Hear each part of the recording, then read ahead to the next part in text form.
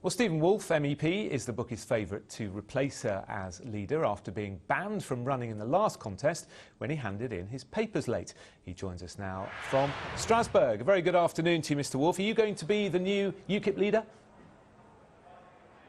Well, that's all going to depend on the members of our party.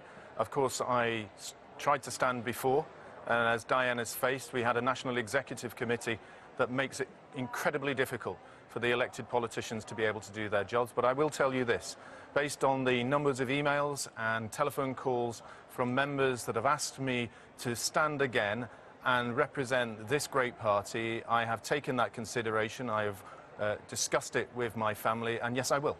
I will do it once again, and I will take on the challenges that Nigel has faced, those within the party that seem to be doing us harm, but also looking forward very clearly to the 17.5 million people that voted for Brexit, the 4 million that voted for UKIP, and say that there is a party out there that is going to consider the issues of social mobility, and we're going to challenge in the northern areas where I was born, where I grew up, and say there is a party that's been listening to you for a long time, and we're now going to make sure that the policies work for you too.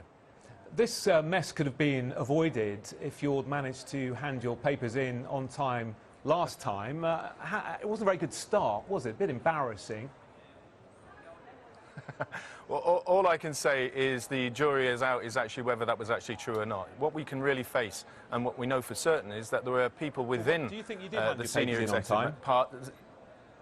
Well, I think I presented a case to the National Executive that showed that I put my money in and the papers in before the deadline, and we tried to present to them very clearly that there were other reasons of why they should have accepted that. They decided not to.